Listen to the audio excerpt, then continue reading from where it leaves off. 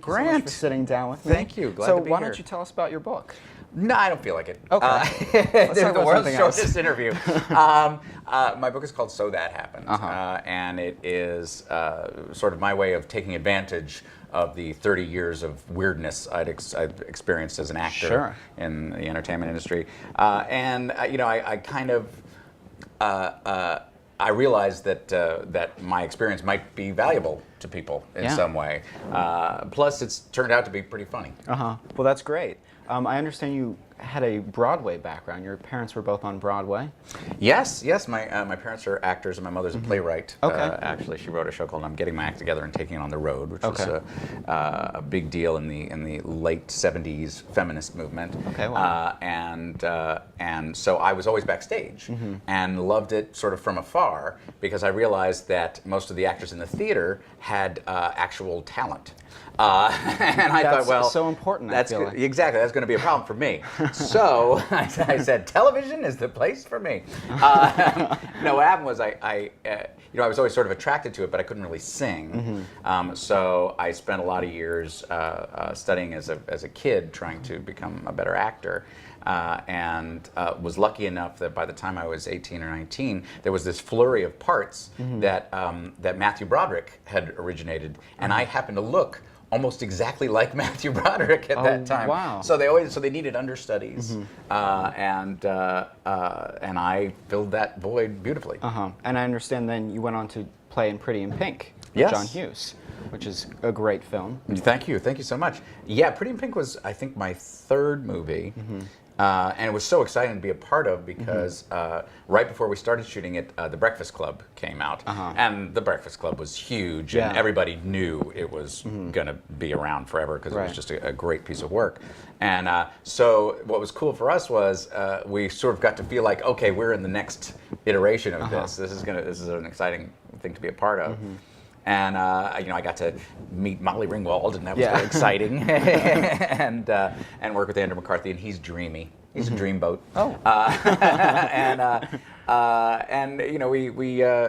But we were kids. I was, Molly actually turned 18 right as the movie came out, and so it was fascinating being a teen star in the 80s. What's next for you?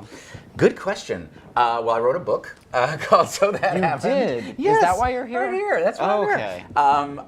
Actually, I was hoping and had my heart and mind set on taking some time off after Two and a Half Men.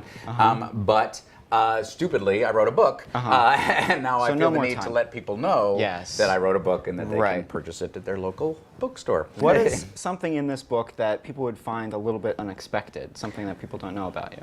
Something that people don't know about me? Well, there's a lot of stuff in there that people don't know about me. But one of the things I'm going to get to read today is about my experience working with Robert Altman. And, he's a great American director. But the reason people don't know that I was in a Robert Altman film is that it's the only one of his films that never got released. And there are some films that a lot of people feel shouldn't have been released, like Health. He's done a few that people said, you know what, you might have kept that one in storage. But this one was bad enough that they just felt, you know what, this should not see the light of day. But it was a seminal experience for me. I mean, I learned so much from it. So that was my very first role, actually. My first movie role was in a Robert Altman movie. Wow.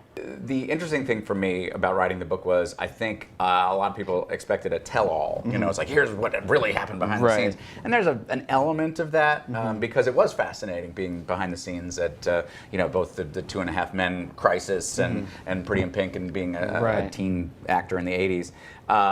But mostly it's a comedy book.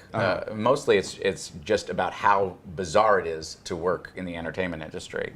And I think that's hopefully what people will take from it. Wow. I guess my last question would be, do you have any advice for anyone that's getting into the entertainment industry? Yes, I do have advice for people getting into the entertainment industry. Other than reading the book. Other than reading this book, So That Happened, would be if you want to make it your life, if you want to make it the career you have that you're choosing, you have to love how stupid it is. Okay. It's a dumb industry that is not fair. Okay. That you can do the exact same thing that other people do. You can do exactly what I did in my book, So That Happened, and have no taste of success whatsoever. Anybody who tells you they know what you can do is lying. Okay. It is, opportunity and luck and timing all come to play in such ridiculous fashion I see. that that you have to love that about the industry in order to make a living at it. I see. Otherwise, it will crush you. Okay. But if you can find a way to love how stupid it is, you'll do Interesting. fine. All right. Well, you heard it here. This is The Scoop with Jon Cryer. Thanks for coming and talking to me. Thank you, Grant.